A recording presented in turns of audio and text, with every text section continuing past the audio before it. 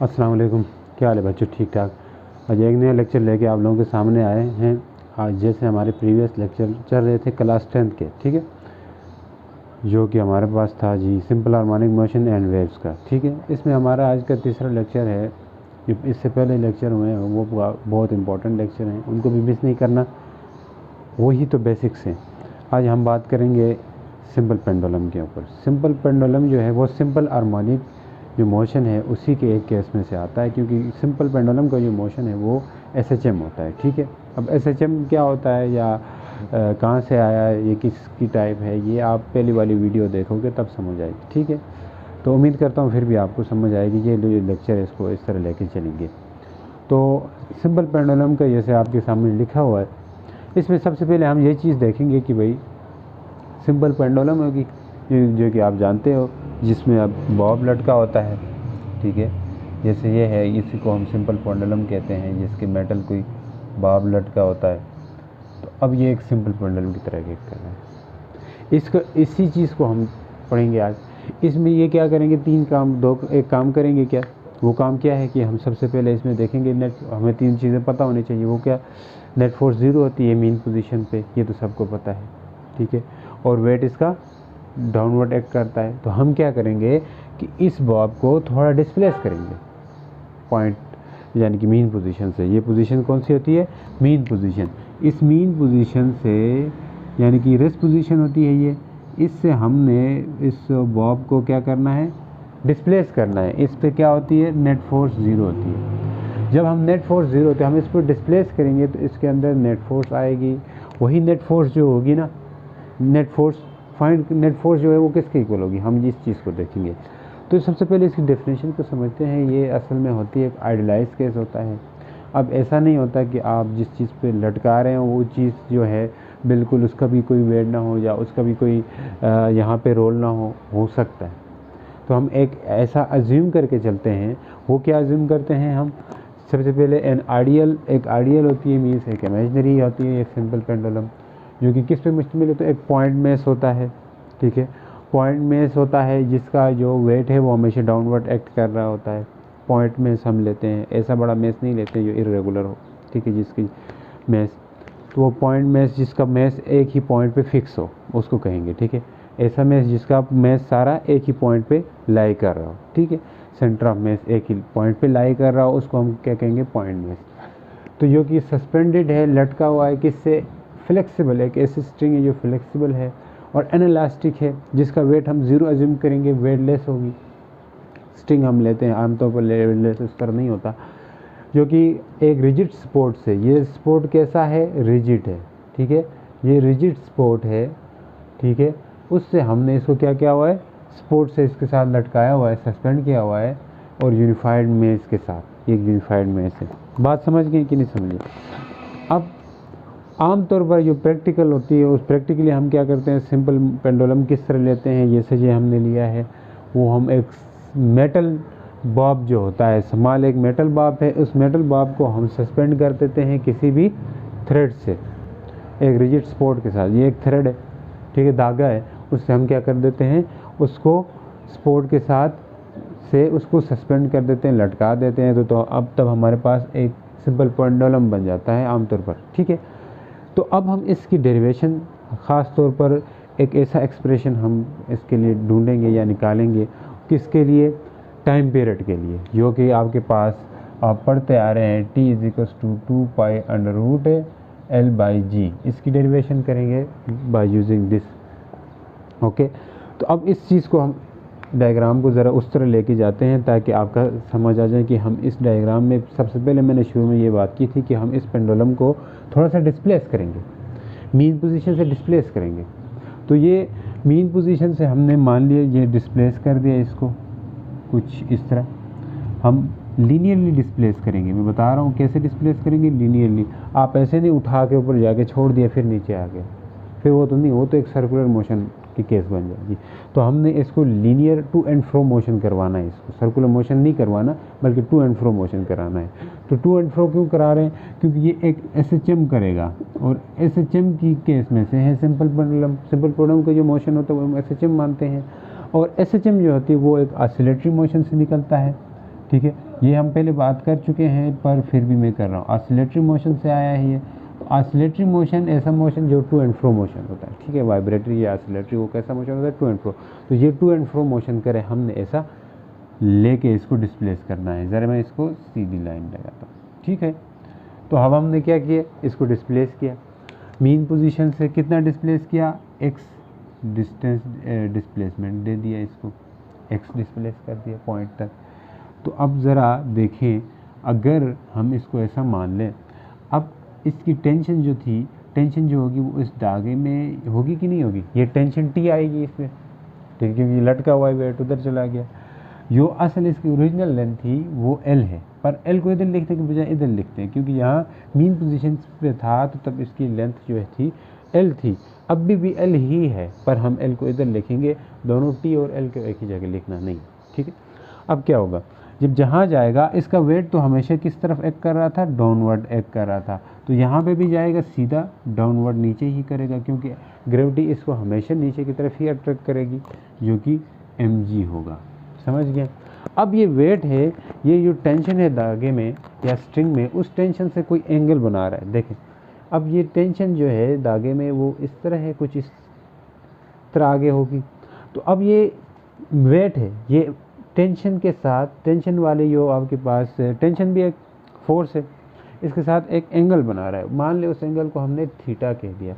जिस तरह ये यहाँ से कितना डिस्प्लेस किया था, थीटा डिस्प्लेस किया। ये बात मुझे शुरू में कहनी चाहिए थी कि हमने इसको थीटा डिस्प्लेस किया। Small angle, very small angle, ये होता बहुत छोटा है, तो मैंने यहाँ बड़ा अज्यूम करके बनाया है। इस तरह होता है आमतौर पर, हम इसको बहुत कम एंगल यानी कि उसको डिस्प्लेस करवाते हैं, ज़्यादा नहीं, यानी कि इतना सा करवाएंगे, इतना सा, ठीक है, इतना सा डिस्प्लेस करवाएंगे, बहुत थोड़ा। मैं इसको जिम करके बनाया। जब जितना ज़्यादा डिस्प्लेस करेंगे तो फिर सर्कुलर मोशन होगा, इसलिए हम बहुत कम कर रहे हैं। इसको मैंने अजूम करके बनाया है ताकि इसलिए आपको समझ आ जाए। देखिए, अब ये एंगल बना रहे हैं यहाँ, तो अब जो एंगल बना रहा है तो इसके कंपोनेंट्स होंगे, किसके, वेट के कंपोनेंट होंगे, वेट जो कि दो कंपोनेंट होंगे। एक होगा इसके अलांग, टेंशन के अलांग, जो होगा mg cos थीटा कहेंगे, समझ गए। एक होगा ये, देखो कास थीटा यहाँ क्या आया, mg cos थीटा होगा, एक mg sin थीटा होगा, जो कि इस x के अलांग होगा तकरीब, ठीक है। क्या होगा, mg sin थीटा होगा। देखें, cos थीटा यहाँ क्यों लिखा है, क्योंकि एंगल के साथ जो साइड होती है उसको हम क्या मानते हैं, बेस, ठीक है। एंगल के साथ वाली बेस, एंगल के साथ हम cos थीटा लगाएंगे हमेशा। तो एंगल के साथ जो है वो cos थीटा लगेगा, तो ये cos थीटा आया, और साथ में ये वाली जो टर्म है ये sin थीटा, ये परपेंडिकुलर बनेगा। और अब हम इस चीज़ को, ये परपेंडिकुलर यानी कि mg sin थीटा बनेगा, इसको यहाँ लिखने के बजाय हम क्या करते हैं, यहाँ इसके अलांग लिख देंगे, ठीक है। पैरेलल शिफ्टिंग की मतलब इसको वेक्टर को लेके जा सकते हैं, ठीक है। हम ये मैट्रिक के लिए इतना नहीं, इसको डीपली मज़ीद उसको एफएससी वाले लेक्चर में मैं दूंगा आपके लोगों के लिए, अगर जिसको पढ़ना है तो वहाँ जाके देख सकोगे। देखिए, अब क्या होगा कि हमने इसको डिस्प्लेस भी किया। जहाँ से एक चीज़ आपको नोट के तौर पे लिखना चाहिए, वो क्या है कि जो mg cos थीटा है वो क्या करता है, बैलेंस कर देता है, किसको, balance the tension in a string, tension in a string, string के अंदर टेंशन जो है इसको बैलेंस कर रहा होता है, कौन, mg cos थीटा। दूसरी तरफ mg sin थीटा है, वो आपके पास प्रोवाइड करेगा नेट फोर्स टू अ, किसको, नेट फोर्स यानी कि रिस्टोरिंग फोर्स प्रोवाइड करेगा, किसको, इस बॉब को। ये रिस्टोरिंग फोर्स की तरह एक करेगा, कौन सा है, रिस्टोरिंग किसकी इक्वल हो जाएगी, mg sin थीटा के, mg sin theta restoring force. अब देखें, यहाँ पे नेगेटिव साइन भी दिया होगा आपके बुक में, mg minus mg sin theta लिखा, अब माइनस किस लिए आया, देखें डिस्प्लेसमेंट इस डायरेक्शन में हो रहा है x, और फोर्स जो है वापस जो किस तरफ आ रहा है, अंदर की तरफ आ रहा है, अपोजिट। तो ये अपोजिट साइन की वजह से आपके पास यहाँ पे क्या, कौन सा साइन लगेगा, माइनस का साइन। जब मैं इसको मिटा रहा हूँ क्योंकि यहाँ बड़ा गन बन रहा है, ठीक है। तो ये नेगेटिव साइन इस वजह से आ गया। एफ रिस्टोरिंग किसकी वजह से आया, mg sin थीटा की वजह से आया। अब mg sin थीटा जो है ये आपके पास रिस्टोरिंग फोर्स की इक्वल है, और आमतौर पर जो रिस्टोरिंग फोर्स होती है अकॉर्डिंग टू हुगला वो किसकी इक्वल होती है? ज़रा इसको मैं बंद कर देता हूँ डब्बे में, इसको इक्वेशन 1 के। ठीक हो गया, ये यहाँ से आ गए, इस बात को समझ गए। अब यही चीज़ आप देखें, एक होती है रिस्टोरिंग फोर्स किसके इक्वल होती है? माइनस के एक्स के, माइनस के एक्स के, ये भी हमें पता है अकॉर्डिंग टू हुगला। तो अब जहाँ से मैं क्या कर सकता हूँ, इसको इक्वेशन 2 का नाम दे सकते हैं। ठीक है, इक्वेशन 1 और इक्वेशन 2। अब मैं दोनों इक्वेशंस को इक्वल लूँगा, minus K X equal to minus M G sine theta. ठीक हो गया, माइनस माइनस से कट जाएगा, माइनस माइनस से कट जाएगा। अब जहाँ से ये के या ये किसके इक्वल आएगा? ये आ गया के, ये K X is equals to M G sine theta K. अब ये साइन थीटा जो है, ये आपके पास थीटा जो है वेरी स्मॉल है। साइन थीटा जो आपके पास थीटा जो डिस्प्लेस किया था वो क्या है? बहुत कम है, बहुत कम एंगल है। तो आप क्या करेंगे? Sine theta is very small, तो साइन थीटा इक्वल होता है, इफ़ मैं यहाँ पे लिखता हूँ, इफ़ थीटा, याद रखो, if theta is very small, very small, जब थीटा बहुत स्मॉल होगा फिर क्या होता है? देन साइन थीटा जो है वो नियरली इक्वल होता है थीटा के। यानी कि ये जो थीटा है ये साइन थीटा नहीं रहेगा, अब थीटा आएगा, वो थीटा इक्वल होगा। यहाँ से अगर देखें थीटा किसके इक्वल आएगा? इस चीज़ को आप सर्कुलर उसमें लेके जाएं, सर्कल में, ये एक सर्कुलर वो है। तो यहाँ पे मान ले ये इस तरह एक आर्क है, ठीक है, ये थीटा है, तो ये मान ले इसी तरह एल है, ये इसी तरह एक्स है, ये वाला डिस्प्लेसमेंट। अब आपसे मैं पूछूं, आपसे अगर मैं कहूं क्या है, ये एक्स मैंने यहाँ लिख दिया, ये एक्स आ गया, ये एल ये वाला आ गया, थीटा ये वाला है।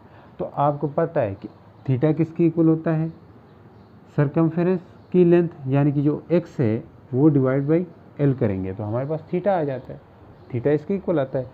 सरकमफेरेंस की लेंथ डिवाइड बाई रेडियस करोगे तो आपके पास थीटा आएगा। प्लेन एंगल के लिए ये होता है, ठीक है, ये याद रखो। थीटा किसके इक्वल होता है? X divide by L. X क्या है? सरकमफेरेंस की लेंथ है, उसको डिवाइड करोगे आप किसके साथ? जो कि सर्कल का रेडियस है, इन दोनों की रेशो करेंगे तो तब एंगल आता है आपके पास। ये रेशो है length of arc divide by radius of circle. तो ये एक्स किसके इक्वल, थीटा किसके इक्वल है? एक्स डिवाइड बाई एल के। तो हम यहाँ पे लिख सकते हैं एक्स डिवाइड बाई एल। अब ये साइन थीटा नहीं होगा, साइन थीटा नहीं रहेगा, बल्कि क्या रहेगा? एम जी क्या होगा? साइन थीटा की जगह में थीटा लिख सकता हूँ। अब थीटा किसके इक्वल है? X K. तो K X is equals to किसके इक्वल आ जाएगा? एम जी साइन थीटा की जगह एक्स डिवाइड बाई एल लिख दूंगा, एक्स डिवाइड बाई एल लिख देंगे। अब यहाँ से जो x है इसको दूसरी तरफ, यानी कि इसके x से कैंसिल हो जाएगा, दोनों x कैंसिल हो जाएंगे। अब k किसकी इक्वल आ जाए? आ गया M ji divide by L के इक्वल है, M G divide by L के इक्वल आ गया। यहाँ तक बात क्लियर है? बिल्कुल। इसको इक्वेशन 3 का नाम दे दें। अब ज़रा आपको पता, मैं इस चीज़ को मिटा रहा हूँ। अब एक चीज़ है, टाइम पीरियड जो आके एफएससी में जाके पढ़ोगे, ठीक है, अभी यहाँ में नहीं बताता किस तरह है वो, ठीक है। वो इक्वल होता है, टाइम पीरियड इक्वल होता है 2 pi divide by omega. Omega होती है क्या? Angular frequency, angular frequency. तो इसके ऊपर बात नहीं करते हम, सिंपल लिखते हैं। और ओमेगा इक्वल होता है, ओमेगा इक्वल होता है under root k by M के, किसके? के बाई एम के। अब इस ओमेगा को इधर पुट करें तो t इक्वल आ जाएगा 2 पाई डिवाइड बाई ओमेगा की जगह मैं लिख सकता हूँ डिवाइड करके क्या? के बाई एम। इसको अगर नेक्स्ट टाइम क्या लिख सकता हूँ, अगर आपको समझ नहीं आई तो इस तरह देखो, 2 pi divide by under root k by m. अब जे डिवाइड मल्टीप्लाई में चेंज होगा तो एम ऊपर जाएगा, के नीचे आएगा। तो मैं लिख सकता हूँ 2 इज इक्वल टू 2 पाई के साथ क्या करोगे कि अब कौन ऊपर जाएगा, m बाई के हो जाएगा, m बाई के हो जाएगा, समझ आएगी। अब k किसके इक्वल है, M G divide by L के इक्वल है। मैं यहाँ पुट करता हूँ इसको, इक्वेशन 4k दें, मैं पुट करता हूँ इसको, इसमें इधर लिखूँ, चलो इधर ही करते हैं।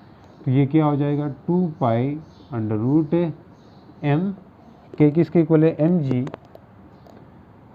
जी डिवाइड बाई एल, एम से कैंसिल, तो 2 पाई इक्वल हो जाएगा, 2 पाई इक्वल हो जाएगा अंडर रूट क्या आएगा, 1 divide by g divide by l है, डिवाइड है तो ये ऊपर चला जाएगा, ये क्या होगा, जी थर्ड डिनोमिनेटर में है ना यार, इस तरह, तो ये इसमें आ सकता है पहले वाले में, ठीक है। तो ये मैथ का है, आपको समझ आ जाना चाहिए। तो टी किसकी इक्वल हो जाएगा, 2 pi under root L by g, ये आपके पास टाइम पीरियड का फार्मूला ड्राइव हो गया, ठीक है। चलो इसको ज़रा मैं इधर ऊपर करके लिखता हूँ दोबारा से। तो ये जो फार्मूला है, आप आमतौर पर आपने देखा, ये किसके इक्वल आया, T is equals to 2 pi under root L by g के। तो ये जो फार्मूला है आपके पास, ये होता है टाइम पीरियड के लिए, अंडर रूट एल बाई जी। अब इस फार्मूले को देख के आपको लग रहा होगा कि ये फार्मूला जो है टाइम पीरियड ये होगा सिंपल पेंडुलम का, खास तौर पर ये सिंपल पेंडुलम को जो टाइम पीरियड होगा वो आपके पास न तो मैथ पे डिपेंड करता है, मैथ पे डिपेंड नहीं करता है, ये जो है does not depend on the mess of Bob, यानी कि बोब का मेस आप ज़्यादा रखें या कम रखें, उस पर टाइम पीरियड इसका डिपेंड नहीं करेगा। तो आप इससे रिलेटेड न्यूमेरिकल्स वगैरह भी कर सकते हैं। तो ये एक सिंपल सी एक्सप्रेशन और सिंपल पेंडुलम था, ठीक है, आसान सी। अब ये चीज़ें आपको तंग कर रही होंगी, यार ये कैसे आया 2 पाई डिवाइड बाई ओमेगा, ठीक है, या ये चीज़ कैसी आई है। आप इस चीज़ को फ़िलहाल रहने दें, जो है वैसा करो, ठीक है, मैट्रिक के लिए। और एफएससी में आके इस चीज़ के ज़रा आप डिटेल में सीखेंगे, और मैं अब खुद लेक्चर अपलोड करूँगा, उसमें ये चीज़ हम समझेंगे, ठीक है।